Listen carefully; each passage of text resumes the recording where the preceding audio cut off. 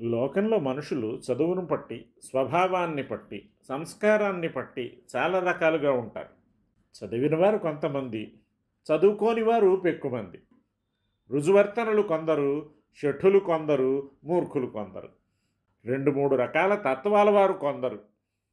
వారి వారి స్వభావాన్ని బట్టి, సంస్కారాలను బట్టి నరుల్ని 4 రకాలుగా వర్గీకరించి వారి ఆధిక్య న్యూనత్వాలను నిరూపిస్తున్నాడు నీతికారుడు. విద్వాన్ రుజుః ప్రధానః విద్వాంశ్చ శఠశ్చ మధ్యమః పురుషः మూర్ఖరుజుశ్చ తృతీయः సర్వజఘన్యస్తు మూర్ఖశఠః.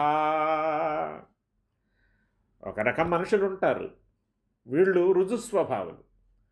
త్రికరణాల అంటే మనస వాచ కర్మణ ఏకరూపంగానే ఉంటారు. వీరిలో కౌటిల్యం ఉండదు, అంతా విషదంగా ఉంటుంది. రుజుస్వభావాన్ని ఆర్జవం అంటారు. మాయలుండవు, మర్మాలుండవు, తెరలుండవు, పొరలుండవు, చాటుమాటులుండవు. మనుషుల్లో రుజుస్వభావులుంటారు, కానీ చాలా అరుదుగా ఉంటారు. ఈ ఆర్జవానికి తోడు వీరు విద్యావంతులు కూడా అయితే బంగారానికి పరిమళమబ్బినట్టే. రుజుస్వభావుడైన విద్వాంసుడు మానిసులలో పరమశ్రేష్ఠుడు. అయితే వీరిని అంచనా వేయడంలో మట్టుకు ఏమరకూడదు. రుజుస్వభావుడు విద్వాంసుడు కావచ్చును, కానీ విద్వాంసులల్లా రుజుస్వభావులు కావాలని మట్టుకు లేదు. మీదుమిక్కిలి వారి విద్వత్త వారిని వంచనా శిల్పాభిరాములుగా చెయ్యదని లేదు. సామాన్యుడు ఆర్జవం అభినయించలేడు. విద్వాంసుడికి భావగోపనం వెన్నతో పెట్టిన విద్య. తన మనసున లేని భావాన్ని మొగాన ప్రస్ఫుటంగా కనబరచడం, మాటల్లో చేతల్లో దాన్ని నిసర్గరమణీయంగా అభినయించడం హేళగా అవలీలగా చేయగల శక్తి కలవాడు. అంచేత రుజువర్తనుడైన విద్వాంసుడిని గుర్తించడం, పట్టుకోవడం చాలా కష్టం. 100కి ప్రశ్నే లేదు, 1,000కి ఒక్కడుంటాడేమో చూడాలి. ఇదిగో ఈ రుజు విద్వాంసుడు నరులలో ఉత్తమోత్తముడు, ప్రథమగణ్యుడు. 2వ రకం వాడు, వీడు శఠుడు. వెనకటి వాడికి పూర్తిగా వ్యతిరేకం వీడు. నోటితో పలకరిస్తూ నొసరితో వెక్కిరించేవాడు వీడు. చాటుగా చెరువు చేసేవాడు శఠుడు. వీడికి చదువు అబ్బింది. చదువు వల్ల గణ్యత, మాన్యత, కానీ శాఠ్యమో అది కిందకి లాగుతూ ఉంటుంది. అపకారాలు కాదు కానీ అప్రియాలు చేస్తాడు వీడు. అది తాను బయటపడడు, చాటుమాటు వ్యవహారం. దీనివల్ల మనసుకు కాస్త అప్రీతి కలుగుతుంది. ప్రమాదమేం ముంచుకు రాదు.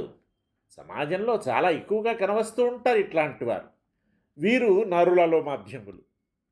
మరోడున్నాడు, రుజువర్తనుడే కానీ మూర్ఖుడు. ఆర్జవం వల్ల కలిగే మంచినంతా ఈ మూర్ఖత్వం కబళించేస్తుంది. ఆర్జవం ఎంతో గొప్ప గుణం, ఎక్కడో కానీ కనరాని గుణం. వీడిలో అది ఉంది. ఎంత గొప్ప, కానీ లాభం ఏమిటి? వీడు మూర్ఖుడాయే. కొరగాని ఆర్జవం వీడిది. అంతేకాదు చేటు కూర్చేదిని.